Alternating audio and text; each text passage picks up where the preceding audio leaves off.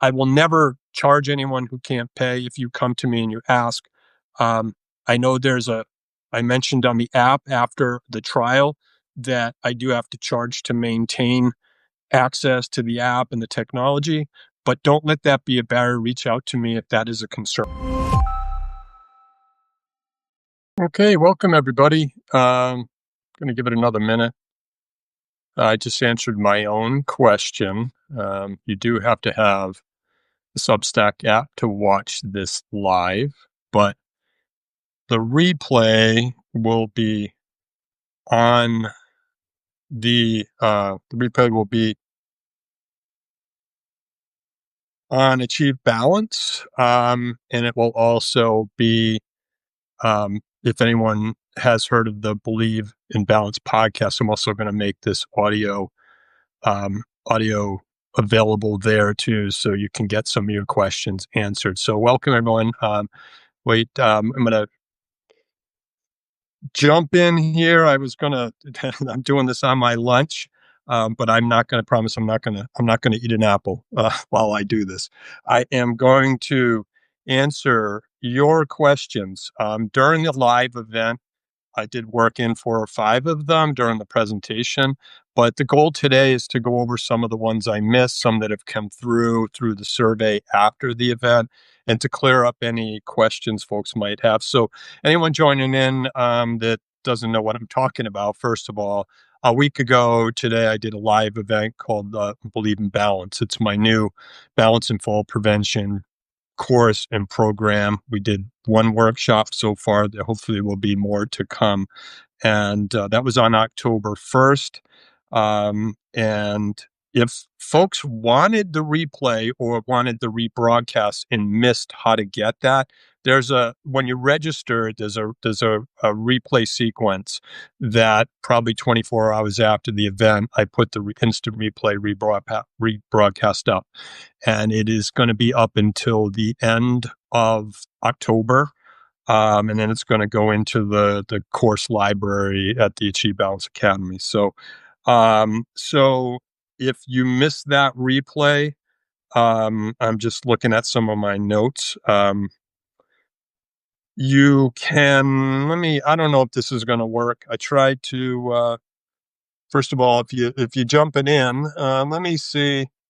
There's 2 pages now where you can watch the rebroadcast. And because I'm not skilled on how to bring that up, you can go to smartmovespt.com/balance, and you can click and open up the instant replay, or you can schedule it to get the reply sequence and get started. It's also on my live stream page here. So don't be confused when you go to register. Either way, you can jump in and watch the instant replay.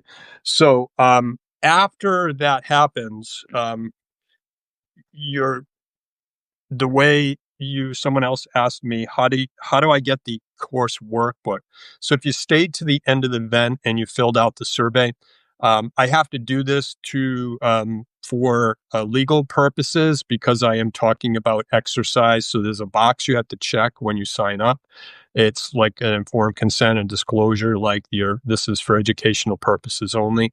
As I mentioned during the event, I do advise this course has the best outcomes when paired with a PT or someone trained at the Otago program. So sign up for the workshop if that point got missed. But after you complete the workshop and fill out the survey and give me feedback, and some of the questions I'm going to go over in a moment, talk about those items, that great feedback that came in.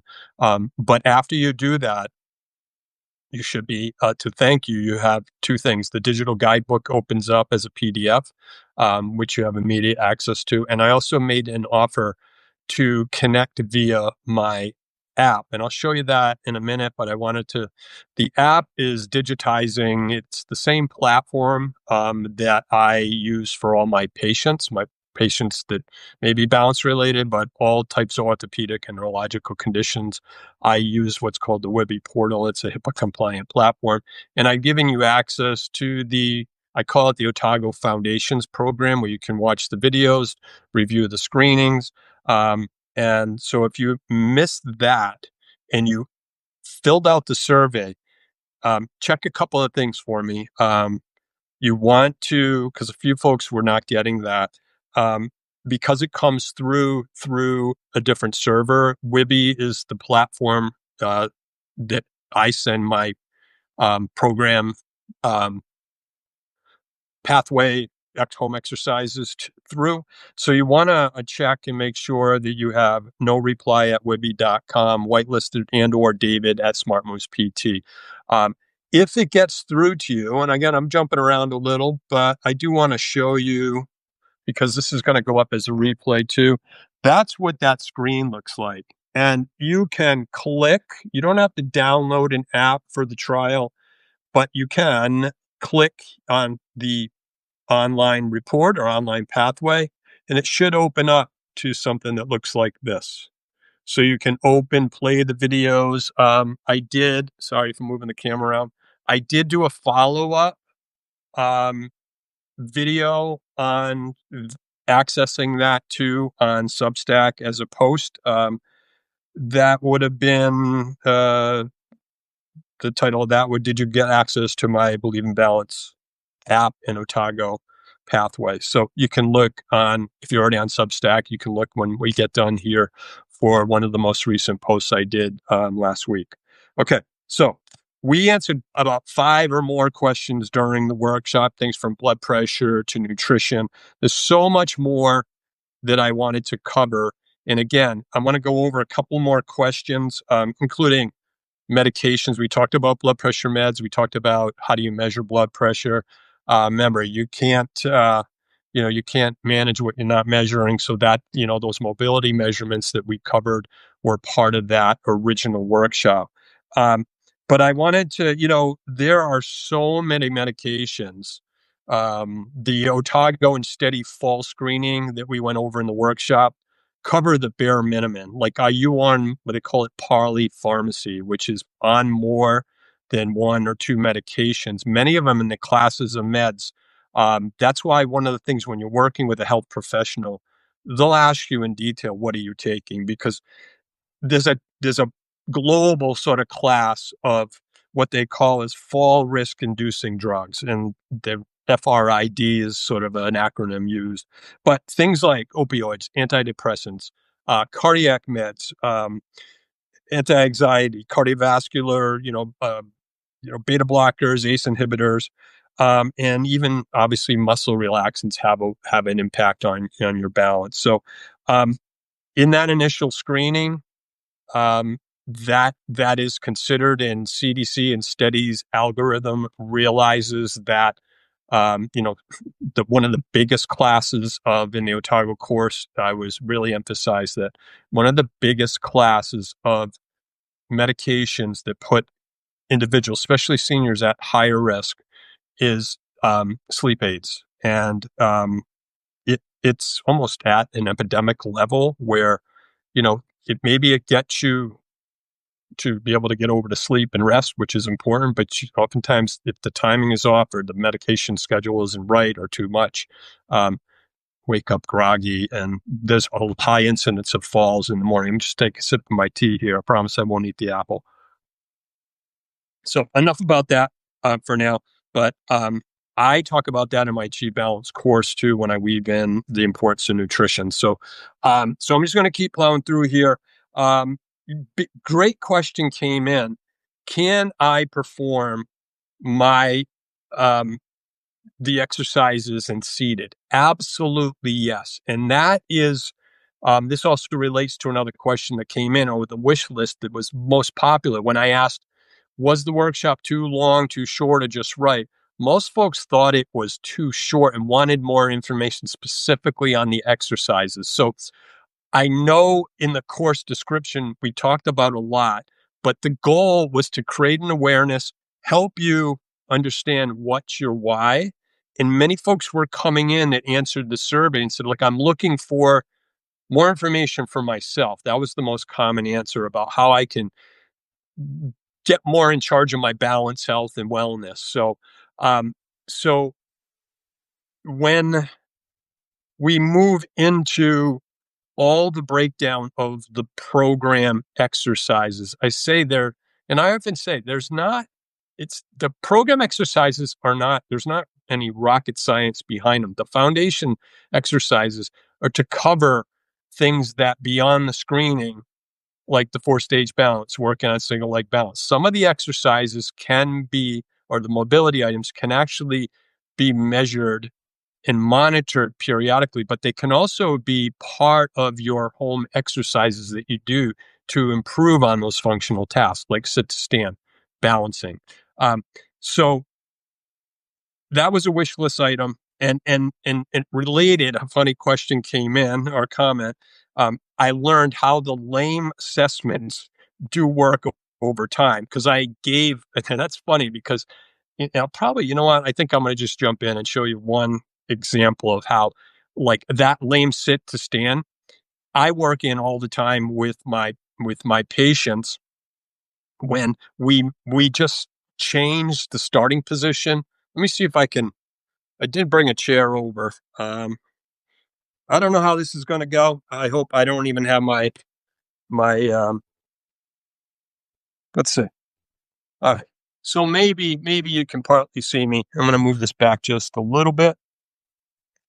Okay, basic sit to stand. Before I even address movement, I always talk with my clients about breathing, proper breathing. I always say it's easy to say exert, exhale. You're moving with the motion, you're also breathing out. You don't want to be holding your breath. But you can take the basic transition sit to stand. And I've done this with a couple of my patients where let me grab a ball, make more sense. You can take that sit to stand and you can incorporate a ball between your legs. You can have them holding on to a ball. I have a patient now that I'm working with. He's a big football fan, and we talk about, and we're both Patriots fans, and we talk about, once you learn the basics, nose over toes, getting your arms forward, hips back, drive through the hips and come up. We use the arms at first, but we also then build in other tasks, dual tasking. I may be asking him, uh, name 5 pro football teams as you do this task. Pretend you're carrying the ball, you're blocking, and you're coming off. And you can do that with even offsetting your foot position. We talked about that tandem stance and going through the 4-stage balance. We worked through it quickly in the program workshop last week. But that same assessment, we can do stagger our stance when we go to stand up. If my feet are here now, I have my right leading under me, my left forward. There's a whole different recruitment now that has to happen with the leg. It's just closer to the chair. If I have weakness on one side, I can challenge that side. I might need to be nearby. I might need an assisted device to help transition. But I can take that basic motion, or I can even go back from there, work on breathing. If you did download the program, either the guidebook or the app, you'll see some of the basic exercises are as simple as starting with rotations. You can't build in standing. If you can do that in standing, but I often start with my patients, just what does that feel like? Because we talked about the vestibular, the balance systems, but we also talked about the role of the eyes and I call them your GPS, but your inner ear. And if someone is telling me, tell me how that feels. As simple as that. We're all tech enabled now, meaning we're all looking down at our screens. I did mention briefly that there's a high percentage now of people with vestibular, so simply because they don't look at the horizon or they don't go through basic cervical rotation.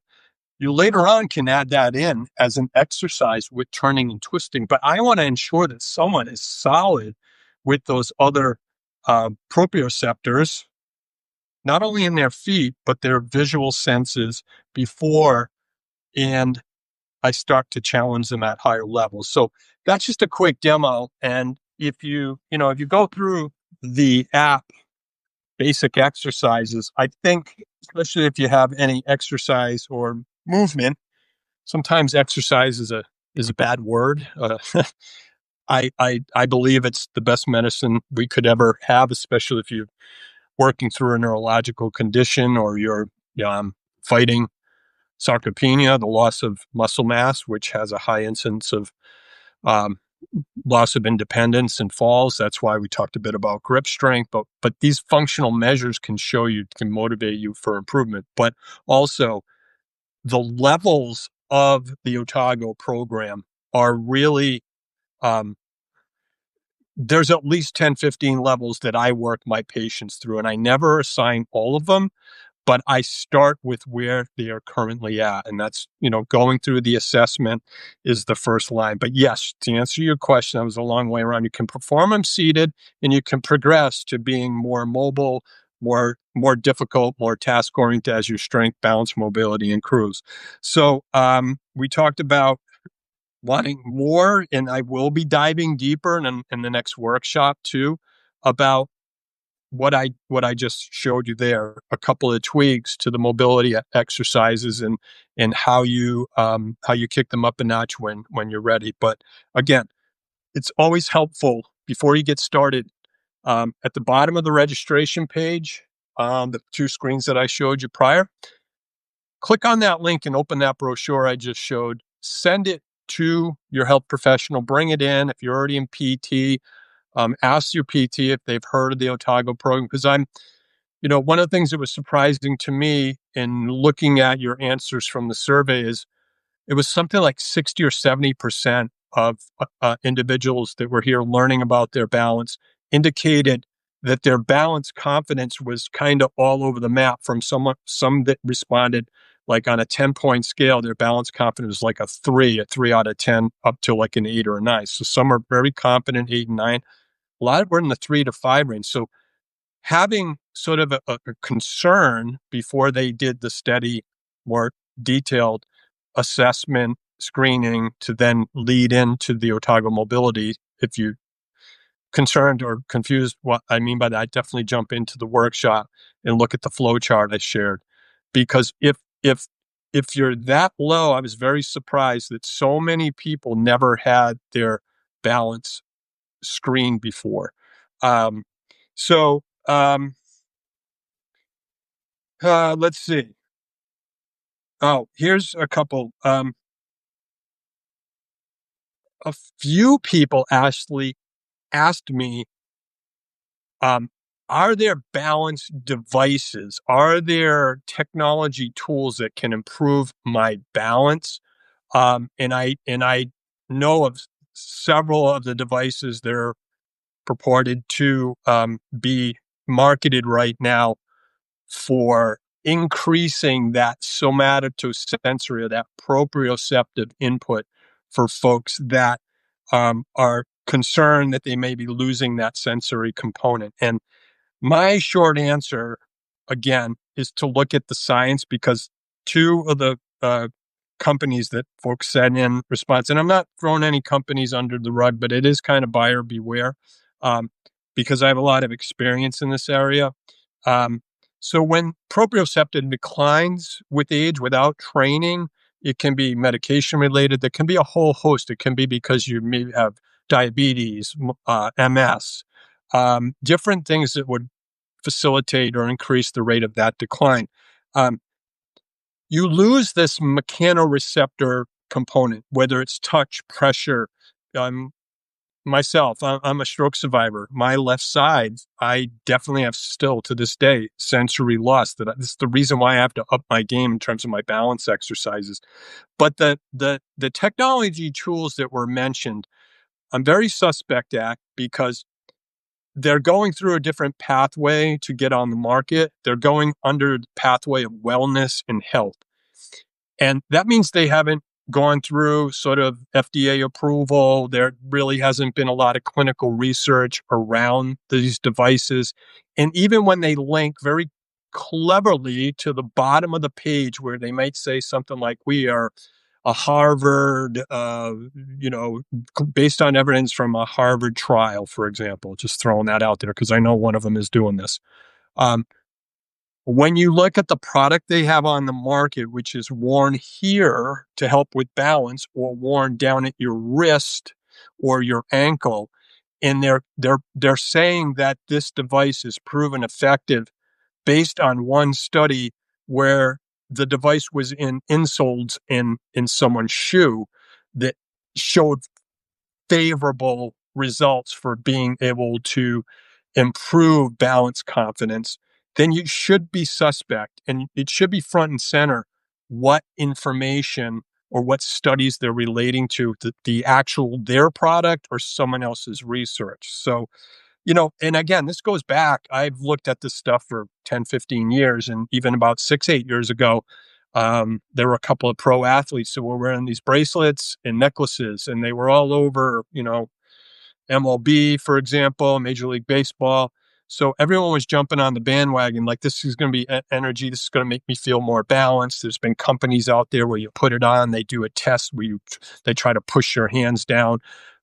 You, those particular, I hopefully they're off the market now, but they got their wrists slapped by the FDA because they didn't have any proof behind that, and it is buyer beware because anyone can put anything out on an infomercial or get an influencer to get behind that product just to earn affiliate commission. So be careful. My suggestion would be, in addition to working, what is proven is you work on those systems that are deficient. So you work at your proprioception, you work. That's what the program is designed to do, and you can build off of it. And if you pair and partner with the physio, like myself, that has a higher level understanding of the true devices that are out there and are working after clinical trial and on the market, products like that add rhythm, for example, I would go that direction because there's some good clinical science behind confidence with movement and not overthinking, and not for the purposes of this Q&A, but I would also say, look into better. If you're going to put your money somewhere, don't put it into a $300 to $500 device. Sometimes some of them come with subscriptions, so that cost adds up. If you are concerned about your fall to that level that you're looking for an intervention like that, and you don't already have a personal emergency response system like a pendant or something that can detect falls, or at least a watch like the Apple Watch or something that could send a signal if you, God forbid, did fall, and you could send it to, 911 or your own care team or a family member, I would say you're better off spending your money there, even on better footwear. We're going to talk about footwear, preparing for exercise. One of the biggest things I learned in the courses that I've taken on balance and fall is these rigid shoes, these rigid orthopedic shoes that folks wear, whether maybe it's for diabetes, maybe it's just for convenience to be able to get yourself done and off, take your shoe on and off. The sole is so rigid, and the Velcro straps that cover it is you can't feel the ground under you. So that's an obvious loss of that proprioceptive input. I have some of my patients and clients working out of their shoes, actually feeling the ground, those reaction forces on you on different surfaces. So your money would be better spent on like a balance foam discs, other tools that can help you um, have a heightened response to be able to challenge that proprioceptive component to your balance. And again, I think that's all I'm going to say on that, but just kind of buyer beware. Because one thing with the pulse detection things, they all work on some type of vibration. They're, for example, this is a joint mobility and monitoring center. I showed it during the workshop, but some of these devices and the questions that came in were, um, were locked into an upper extremity, and they're about this big. So there's this neural fatigue that happens. These are mechanoreceptors that are working on that proprioceptive input, and there's this muscle, um, let's say, accommodation that happens, and PTs are trained to be able to change those frequencies in different modalities for pain control and also activating muscles. But certainly the cheap devices over the counter are not are not able to do that. So um, I was very surprised on the next question. Um, Actually, this came in. I had three people ask me, "Can this program be offered in a group?" And that's the ultimate goal. Is once we get through all the workshops, like I said, this is going into the Chi Balance Course Academy. But part of the success that I hopefully got across with some of the testimonials that I was using in clinic with this program and this model, I also applied in small groups, like live sessions with 4 to 8 to 10 people. I did a TRX neuro-based group class. We tend to name our groups, but this was our ninja group where we had folks in their 40s to, let's say, 60s that came in after an orthopedic injury. They were discharged from therapy or just transitioning, and they came into this balance course, and we challenged them to get them conditioned, to get them fit, but also using the TRX. If you can't see, I'm a big fan. I have one behind here. I use myself, but we use that system to build in some of the flexibilities of the Otago-based fall prevention exercise we talked about previously, but also specifically to a Parkinson's group. I had a smaller group of roughly four that came in routinely for once a week balance training that was all following this Otago model. So there are flexibilities. And during the pandemic, I use this model to present to stroke support groups. I've done in person with Parkinson's support groups, senior centers. So, yes, that is going to be part of the package because with everyone getting locked out of services now, I mentioned on the workshop, things are closing, people are getting um, less opportunity at discharge to have appropriate transition into maintenance or fall prevention programming. Um, and programs closing. I've had several senior centers that were using an Otago-based model right in my own community, and those programs were shut down when the money stopped flowing. So when you take $1 trillion out of the healthcare economy, not my point in this Q&A, but services are going to get cut. They already are, and it's not going to get any better. So I'm planning to be able to use this to be able to help folks that are already struggling. It's a disgrace and it's a crime that some of our veterans or our services have been cut. But I want to be able to offer this to anyone who needs it at a very, very, very inexpensive um, offering that I can then take for those really in need. I can offer scholarships and make this free for anyone who needs it. So I will never charge anyone who can't pay. If you come to me and you ask, I know I mentioned on the app after the trial that I do have to charge to maintain access to the app and the technology, but don't let that be a barrier. Reach out to me if that is a concern. Uh, So I think I promised. Well, I didn't actually promise. I know that was one of the things when I ran over. Um, yes, thank you, Anna. I appreciate hearing that. It's true. And that's why I'm doing this. I'm 25 years in practice, clinical practice. I've always operated outside of the box. I've realized, especially during the pandemic, and I shared this on the workshop, the folks that I thought would be most willing and wanted to get back into clinic the fastest were the ones that asked me, I love this hybrid model. Can we keep doing this remote? Because for the first time, I feel confident. I know you're working with me, even if it's virtual or occasionally today. I have a hybrid practice, meaning I'm in patients' homes when they need me to be. We transition and those touch points. Because one of the big things about the program and what it's designed, yes, we address lower body strength. We address balance.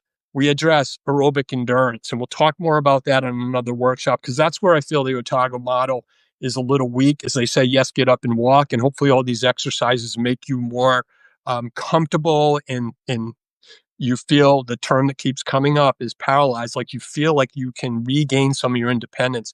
And then you start to nudge more and you're on your feet more. So you start to do more And not everyone is ever going to get to the 150 minutes a week and movement goal, but certainly getting someone from being mostly sedentary to up and transitioning, be able to be independent in their home and feel strong and confident in their home.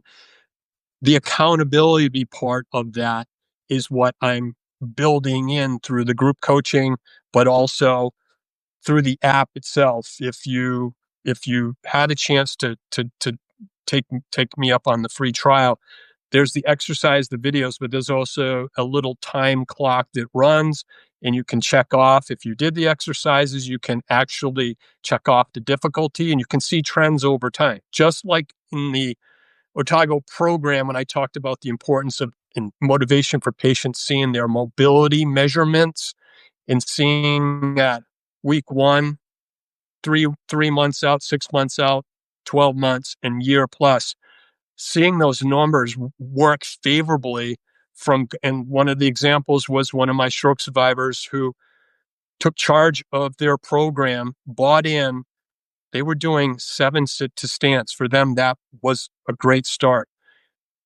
Most recently measured, they're up over 18, and that's just from being consistent. And they actually use some of those tracking tools I talk about on the workshop. And we meet. Now we've stretched it out. We're only touching base once every second or third week. And they're pretty much just use me as a coach. They use me. I'm getting bored with this exercise. You saw on the app. I'm doing this many. What should I do next? And that's really how moving forward into building this program out, I hope to be seen more as a coach and a guide, and actually to power other physical therapists and folks that, see the potential for this program, but know that we're not addressing this at discharge. And we're also not, for the most part, addressing this at our annual wellness visits. I just went 3 weeks ago. Quick personal story that there was a checklist of things that they wanted to go down for someone my age, from colonoscopy to, mental health, depression. Checked. There was nothing on that box that addressed musculoskeletal fitness or fall and balance risk. Nothing. I think that's a crime. I think that we can wait for other folks to start to do it, or as PTs, we are the movement experts. We all should be putting this program or some version, the screening version, into our clinics, and folks should know where to go. For example, in the next workshop, we're going to talk about assigning yourself to a therapist, or how do you progress the program. And that's one of the things that folks asked for more on the survey. So I'm going to try to answer those questions first, specific to the exercises. But I'm going to ask you to first dive in and try them yourself. If you check the boxes and you feel that you're safe to get started, and that's why you had to check certain boxes and do the CDC full risk screen.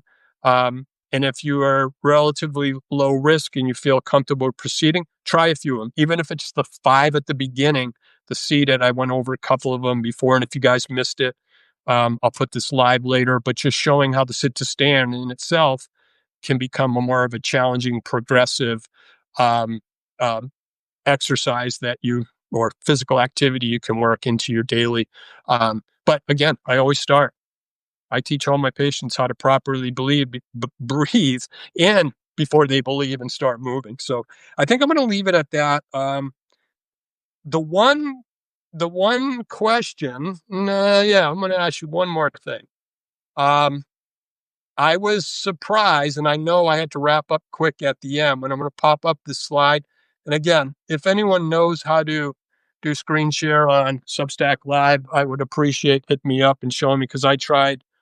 Um, no one asked me on this last slide, what the heck is my dog doing on there with mental sweat? We talked about moving upstream, the takeaways. We talked about, and if you're curious and missed that, get the rebroadcast, because it was the last screen where I talked about um, what's next. I talked about, swimming upstream. I talked about, you know, get ahead of the fall, talked about, nothing happens till something moves. That was that Einstein quote that I talked about. If you want to change your ability to stay on your feet and stay strong, you can't just sit and think about it. You can't just buy a device. You can't buy into any type of monitoring program unless you are committed to moving. It's the best thing that builds your body armor as we get older to offset sarcopenia and all those other things, to control blood sugar, all those things that maybe make you able to have to, if you are someone who's needs multiple medications and you work with your provider and maybe your movement and your mobility plan help to normalize or improve your blood sugar, like you talk to that person at the right time. But um, the mental sweat part, I was surprised that no one asked.